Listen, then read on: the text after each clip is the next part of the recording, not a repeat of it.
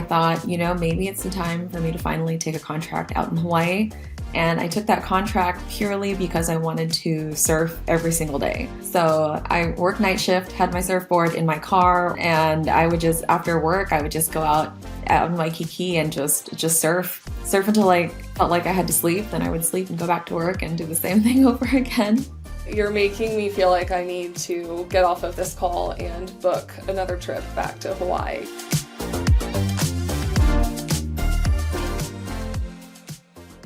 Awesome. So today I am chatting with Kaithlyn.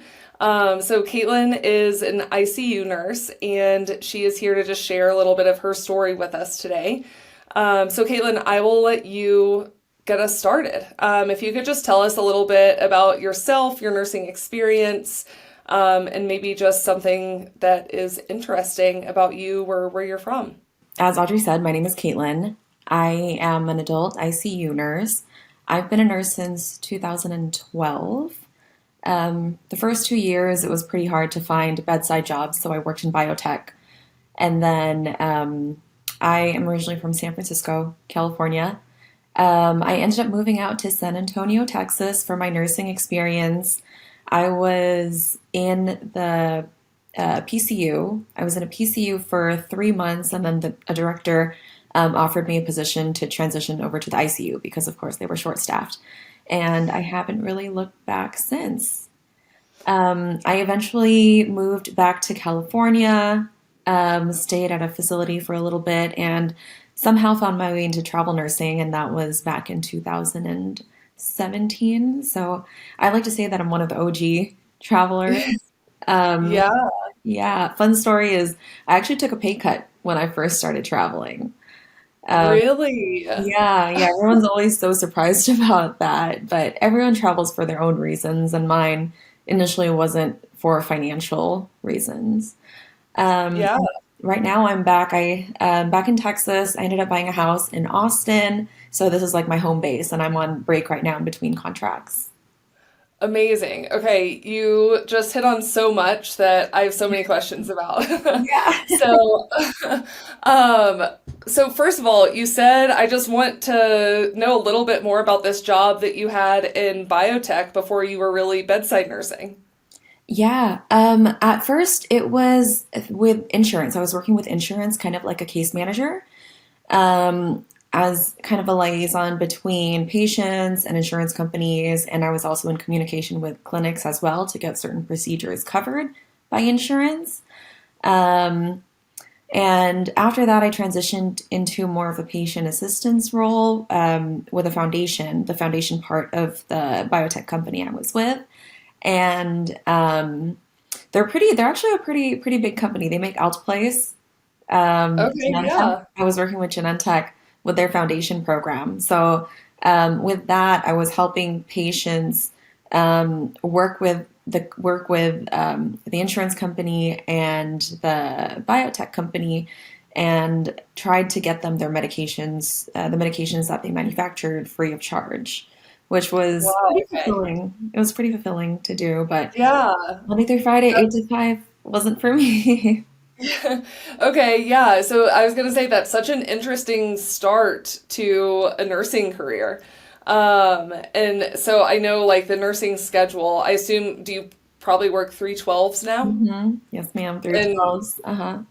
yeah, so that is just something that is so sweet about the nursing profession. Like, A, you have the flexibility of like choosing a nursing job where you can have like a different schedule. Like, you can work Monday through Friday as a nurse if Mhm. that's what works for you, but having that flexibility to take 4 days off in a week is pretty special.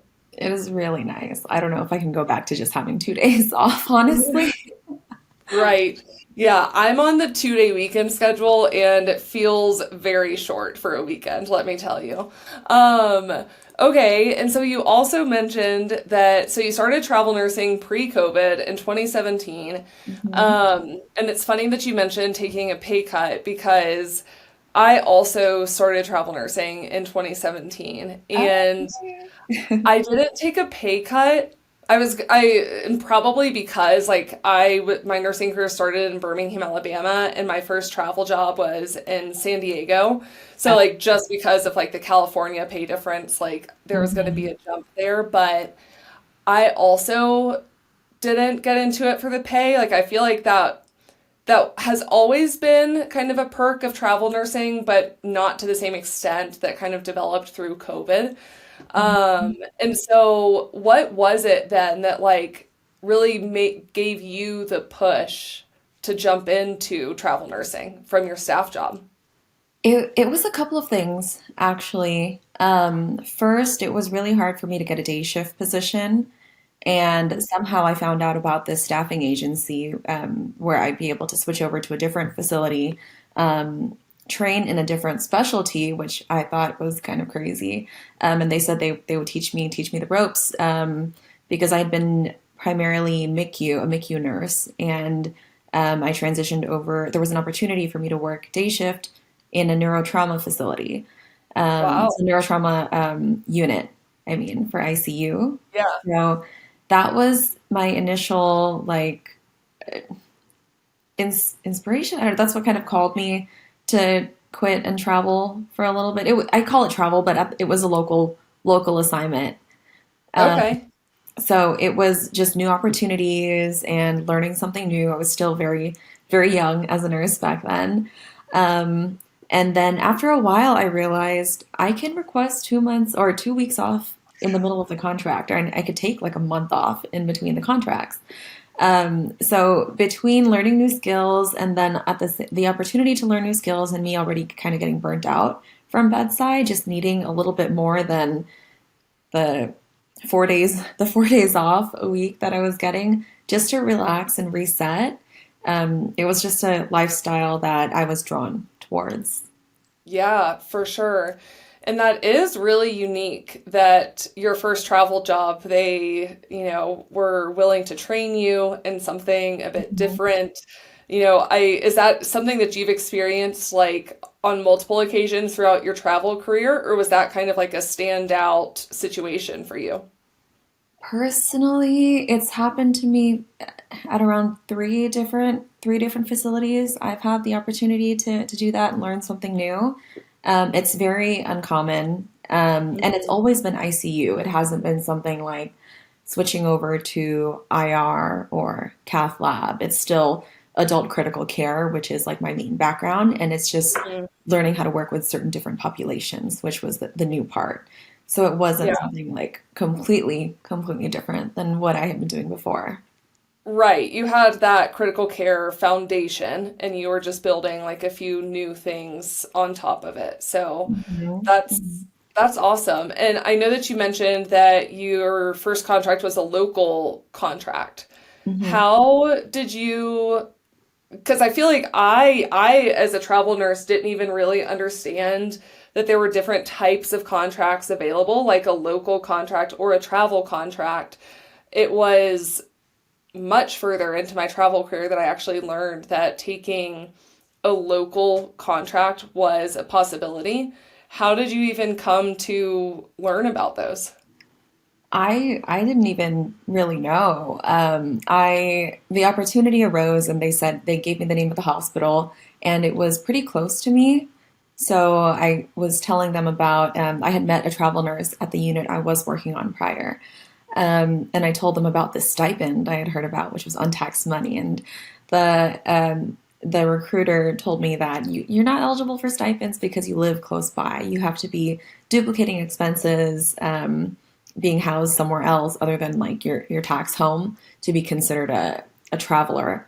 So she basically explained to me at the time what local travel was. And then I was thinking, oh, okay, so if I traveled even further, I could get the stipends and that would be like a real travel contract. Yeah, definitely. And so, with the difference being like that you just hit on is that as a local contract, you're not technically eligible for those tax-free stipends, Hmm. but generally on those contracts, you're still getting a much higher hourly taxed rate. So, like, generally, your gross weekly isn't like is it's not the same, but it's not too different from if you were on like a travel contract, you're just getting taxed on all of your income, which I later learned can be super useful for nurses who are looking to, like take out a mortgage on a house or like something and you need to be able to show like a higher level of like taxable income for those types of things. Hmm. So it's another, another cool way that travel nurses just have a lot of flexibility over all kinds of aspects of their career. I agree. I agree. And you have to be pretty strategic with it too. Yes, you do. There's definitely a lot of factors to think about. Between the pay, the tax eligibility, which Mhm. location you're going to get to, and the logistics of getting there. Um, have you had a favorite location throughout your journey? Definitely Hawaii. I think everyone might say that Hawaii or Alaska or the Virgin Islands, Yeah. Guam, just somewhere that's so different from being home. Um, I I I lived in Europe for a little bit and I got into surfing. And Nice. when I came back as a traveler, I came back and I started travel nursing again. I thought, maybe it's the time for me to finally take a contract out in Hawaii. And I took that contract purely because I wanted to surf every single day. So I worked night shift, had my surfboard in my car or in my apartment, and I would just, after work, I would just go out in Waikiki and just surf until I felt like I had to sleep. Then I would sleep and go back to work and do the same thing over again. Amazing. I also took an assignment on Oahu and Oh. I did not know how to surf when I got there, but I was bound and determined to learn. So I could surf by the time I left, but I did also make it a part of my just like daily routine. It's just like something special about living in Hawaii. You don't have the opportunity to work that into your daily routine in a lot of other places. Mm-hmm. Mm-hmm. Well, with that being the favorite location, have you had a least favorite location? I think every place kind of has its own beauty. But the one place where I really didn't do too much outside of work was Bakersfield. I know they call it the armpit of California, so Californians don't. Everyone from Bakersfield, I love y'all, but it was kind of rough living out there. It was so far from everything. But I did end up enjoying it because I did end up enjoying it because I found a gym to train Muay Thai or kickboxing at. Oh, So cool. even though I didn't have too many other things to do, I was able to focus on Muay Thai and kickboxing when I was there. Yeah. When I wasn't working. Yeah, definitely. And really just I feel like when you are no matter what, if you're in a location, know that you're only there for like the duration of your contract. I feel like you can do anything for a Yeah. short period of time, but finding those things in whatever that new community is that are important to you, like whether that's like a new gym or a hike or even just a group of coworkers that you can go out and grab a drink with after a shift. Like Mhm. it's finding those little things that can make a big difference in your overall experience. 100%. Yeah, it's you can always, I mean, I think you can always turn a bad situation into you can always find the silver lining. Yeah, definitely. And I think that that's an important mindset to have as a traveler. Like you've got to be looking at it as all part of the adventure and just kind Mhm. of like look for the positivity in like any situation you're thrown into. Yeah, because you're going to have a lot of ups and downs. It's not always going to be sunshine and butterflies. Like housing could fall through, your car might break Mhm. down, lots of things can happen during a contract. Yeah. And so let's double click on like some of those things that can happen during a contract because like there's contract cancellation, there's housing, there's Yeah. just logistics of getting from place to place. Is there anything like have you ever had like one of those big hiccups like a contract canceled when you're like already there or like I don't know, maybe your car does break down on the way to your assignment and you're not going to be there for your first day. Like, have you run into any of those sort of issues through your travels? Fortunately, nothing crazy has happened during my travels. There was one contract where I thought that it had been canceled because I was getting crickets from my recruiter, and my first day was like today. I was sitting there Oh and maybe no. like, okay, do I go to the hospital? But I know not to go to the facility unless you have instructions. So I Hmm. spent the whole morning just calling. I was at a different location, so I was trying to get in touch with agencies that staffed local per diems. And I was just submitting, like frantically submitting my resume, my certifications, just everything. I'm like, I need a job. I can't be here without a job right now. Right. Um, there was that, but thankfully they got in touch with me. I don't know what happened, but they ended up getting in touch with me later that afternoon and squared everything away. And I was able to start the next day. Oh, good. Yeah. And there was another Yeah. time where my car, it was in Hawaii when I was on the Big Island. So I had two contracts out there on the Big Island and then Oahu. My car hadn't been shipped to the island yet. So I didn't have transportation. And I was using a taxi for the most part, but it was getting a little pricey. And I Hmm. met someone at the hospital who lent me his bike. So I ended up just biking on the way up a hill to get to work every single Oh day my gosh. through the rain for a couple of weeks until my car came in. But it was an Oh, experience. geez. I thought it was Yeah. great. Yeah, that is quite the experience. You're getting your exercise in Oh every yeah. day, even on your work days. Uh-huh. Uh-huh. Oh my gosh. Well, so if you were to talk to someone who is just getting started with their travel nursing career, or even just thinking about leaving a staff job for travel nursing, is there like a piece of advice that you would offer them as they're looking at making that step? Yeah, I always say at the end of your life, there are things that there's like a list of things that at least when talking with patients, that are kind of at that stage, they're always like, I wish I had done X, Y, and Z. If traveling is something you've always thought about doing, why not? Just go ahead and do it. You're not going to regret it, but also be smart about it. Make sure you have some extra funds in your bank account in case anything goes wrong.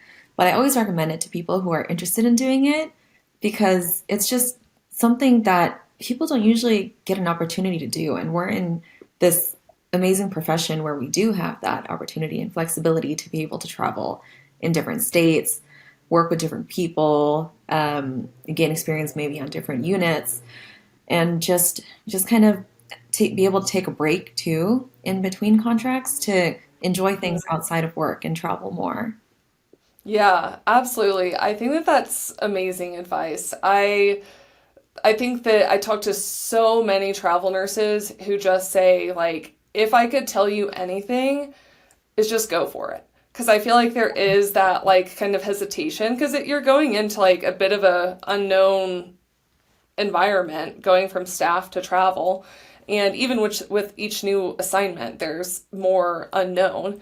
Oh yeah. But so many people who have done it just love it. And if it's not for you, you tried it and it's Mhm. not permanent. So you don't have to keep doing it if you don't love it.